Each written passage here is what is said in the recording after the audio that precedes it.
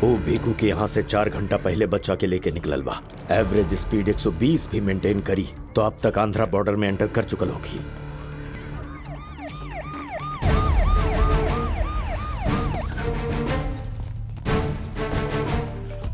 सर, हमने AP border पे नाकाबंदी कर दिले बानी। जब पहुंचे वाला सब टैक्सी के चेक करा। 8 साल के बच्चा जौन भी गाड़ी में होगी ओकरा छोड़िया मत। ओके सर। दिमाग के इस्तेमाल करा, बंदूक के इस्तेमाल करा। कैसा हूँ वो बच्चा के पकड़।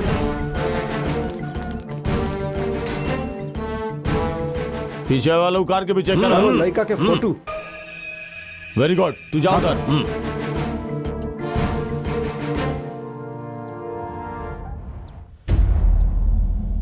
एक 7-8 साल के बच्चा बा, जो भी टैक्सी में मिले छोड़िया बात। हाँ जा। वो व्हाइट टैक्सी चेक करा।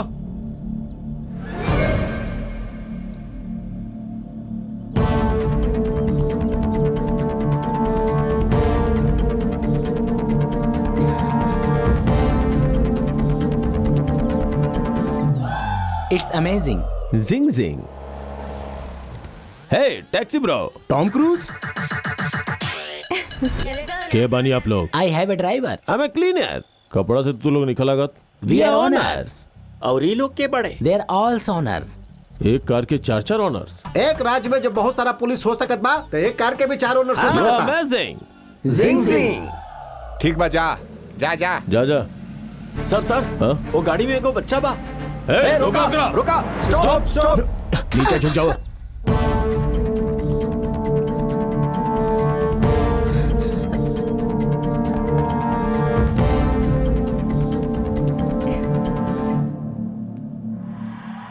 वो पीछे लड़का के बा? लड़का हमके लड़का बिल्कुल अच्छा ना लगेला। हमार तो लड़की भी है, बोला ना। ठीक बा, लड़की के दिखावा। स्वीटी।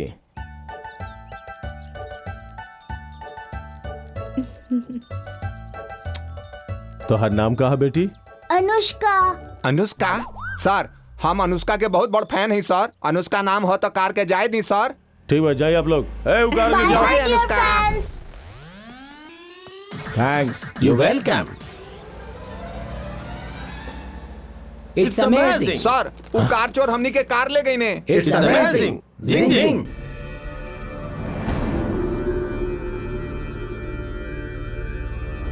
वो पुलिस ऑफिसर के फोन आयल रहे, ओकरा पास से वो बच्चा बच के निकल गई। अब खाली 8 घंटा बचल बा।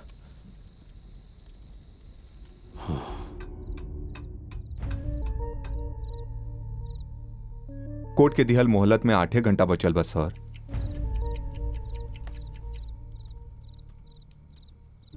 तू भी थोड़ा देर रेस्ट कर ला ना। अगला 8 घंटा तक हमारा आंख बंद ना होगी। बच्चा के तो कुछ ना होगी ना। भले ही हम क्या अपन जान के बाजी लगावे के पड़े, लेकिन राजन के अनंतपुर ले ही जाइब। हमरा बाद हमरा खातिर दुखी होए वाला बाबूजी के अलावा केहू नहीं खे। अगर सच में हमके कुछ हो जाई तो उहे हमार बाबूजी के बेटा बनी। तोरा खातिर दुखी होके खातिर तोहर पापा के अलावा केहू और भी बा।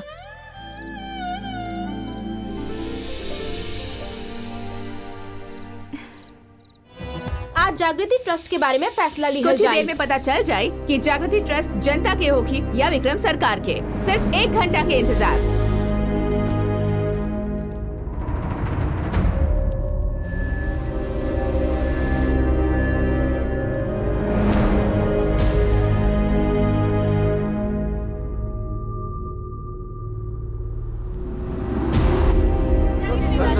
नो नो, कुछ मत पूछ।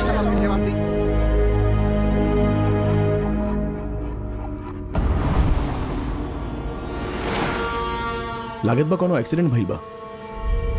हम पूछ के आवता नहीं कोनो दूसरा रास्ता बाकी बा। भाई हम हे भगवान।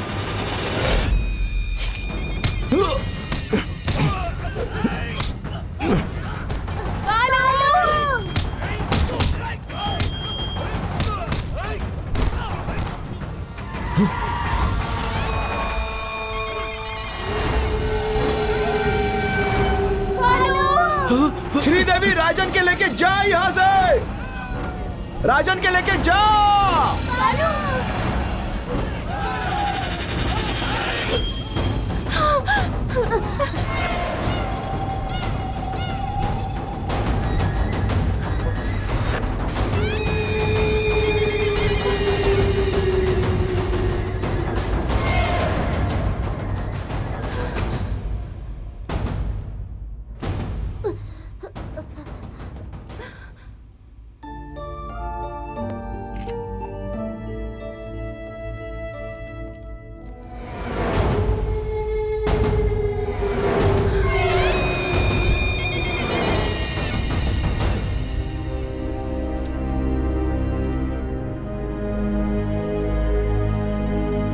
जा लोग रे।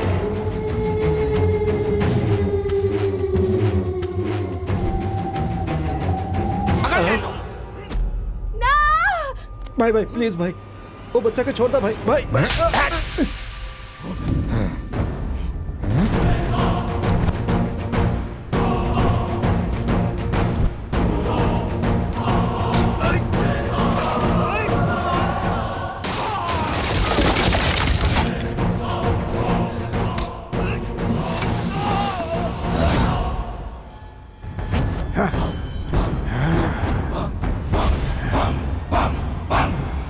जॉनी एकर बॉडी स्टील बॉडी खाली एक एक को होखेला। कौन? हनुमान। हाँ वो देखो।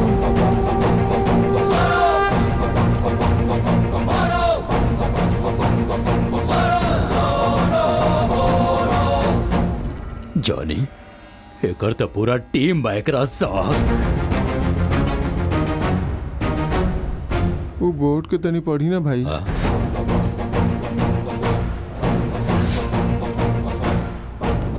जॉनी हम का पाप करे रहनी, हमरा के ही काहे?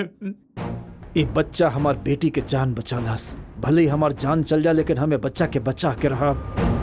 और पकड़ा उखड़ा के रे।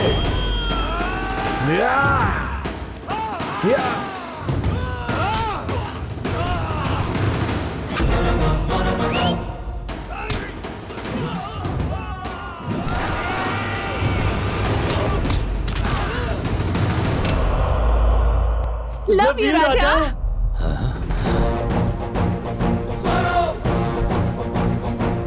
ऐसा नहीं लगत कि बच्चे के आसपास पूरा बानर सेना घूम रही थी।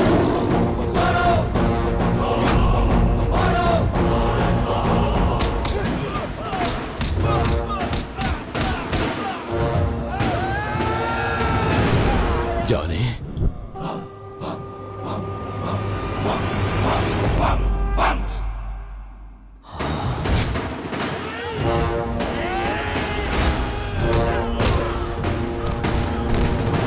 ये बच्चा को पकड़ा रे।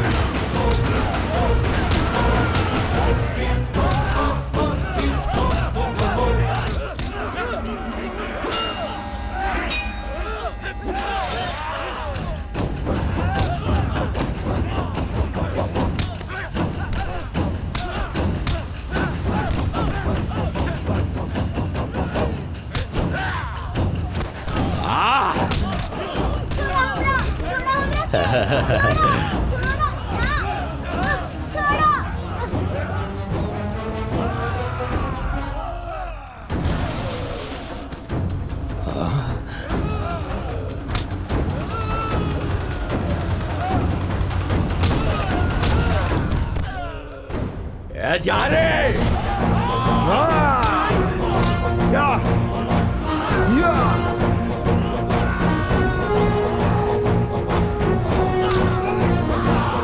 अरे एकरा तो फेंक देना।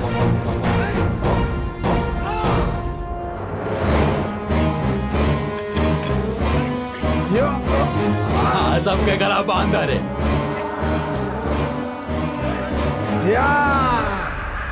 का नारायण जी, रहुआ काले रानी की बच्चा कागजात के साथ आ रहा बा। टाइम हो गई बा, वो आई कि ना? सर प्लीज थोड़ा देर और वेट कर ली। ये बात भइल बा। अरे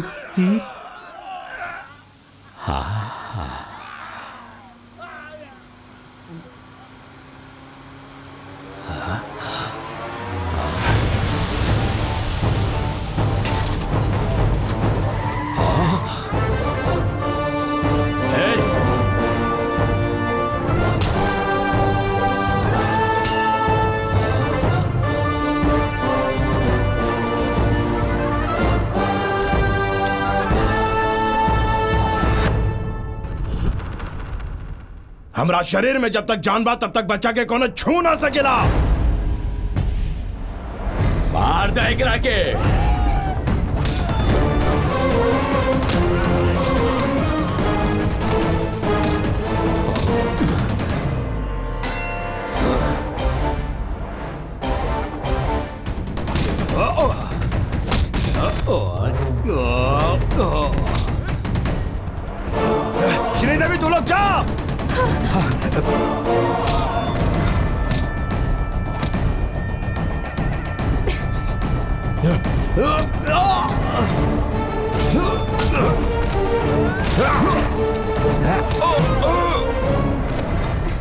एकरा के लेके यहाँ से जल्दी निकलो।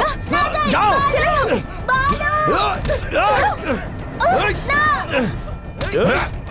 हम कहता नहीं, जाओ यहाँ से। ठीक है भैया, हम जाता नहीं।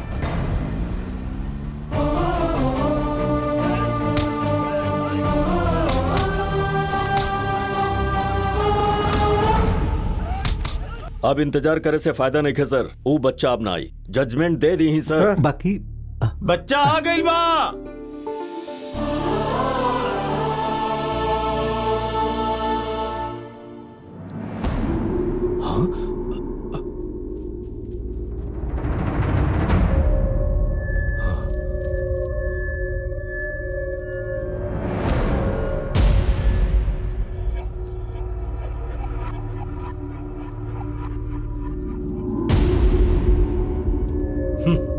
सरकार, ये बच्चा इतना बड़ा रिस्क लेके जाइल बा, एकरा अप्रिशिएट तो करे दा।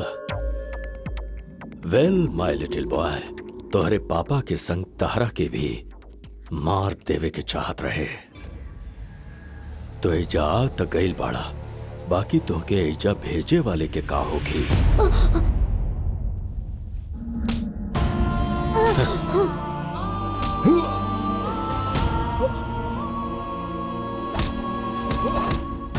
अगर एकरा के जिंदा देखे के बा तो यहाँ का बोले के बा भूल जा। अब हमके तहरा से कागजात ना चाहिए, तो हर परफॉर्मेंस चाहिए। तू बहुत बुद्धिमान बाड़ा, जा।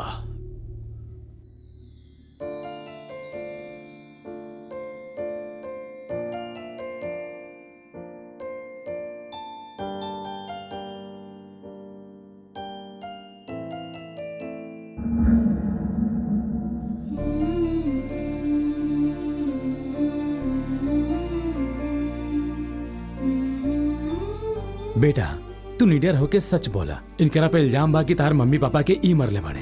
तारा के उसे डरे के जरूरत नहीं है।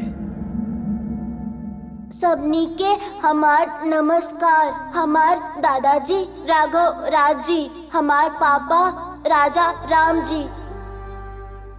आप सब जैसन सोचत बानी, हमार पापा के केहू ना मरले रहे, वो एगो एक्सीडेंट में मारल गए रहले। ई ट्रस्ट के हमनी के फैमिली के साथ कोनो लेना देना नहीं है। हमरा पास कोनो भी डॉक्यूमेंट्स नहीं है।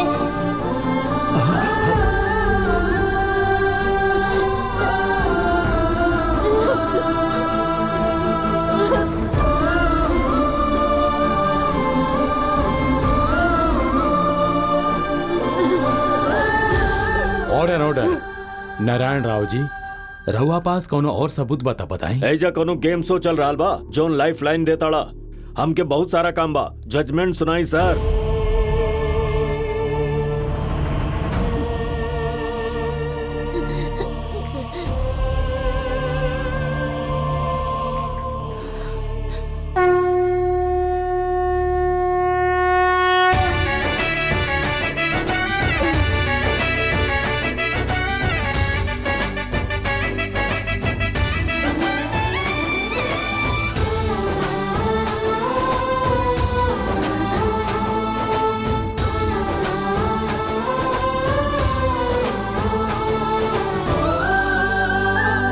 राजन, हमनी के राज में प्रजा ऐसा दुखी होके तो हमनी देख सके नहीं का।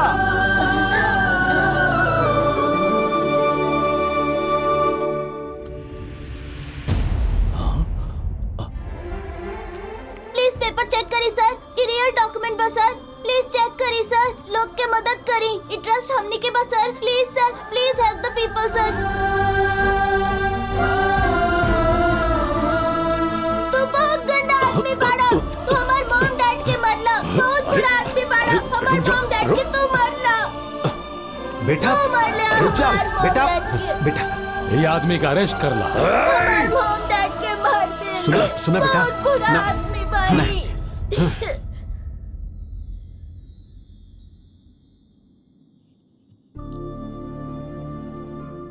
राम जी के लक्ष्य बड़ा रहे या हनुमान जी की सहायता बड़ा रहे, पूछब तो राम जी के लक्ष्य बड़ा रहे ये हम कहब। इस बच्चा से मिलने हमके 10 दिन भइल। ये 10 दिन में ये बच्चा एगो बाप की होकर बेटी दिल बा। एगो बेटा के होकर पिता दिले बा, 15,000 लोगन के फिर से नया जीवन दिले बा। हमार बाबूजी हमसे एगो बात कहले रही, बिना कोनो स्वार्थ के लोगन खातिर युद्ध करे वाला एगो सैनिक होखेला। He is the real soldier. Rajan,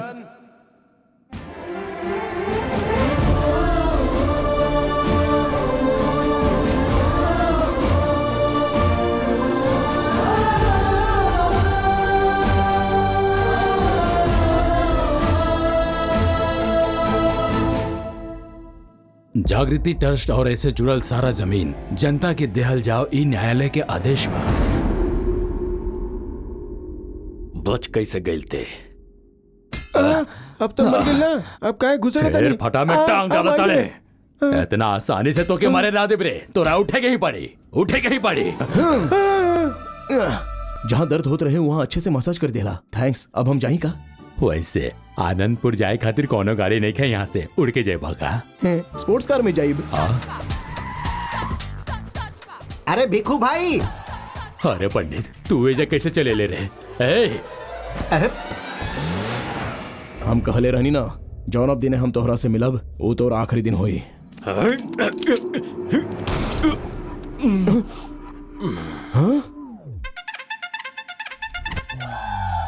तू तो सही निशाना लगैलू।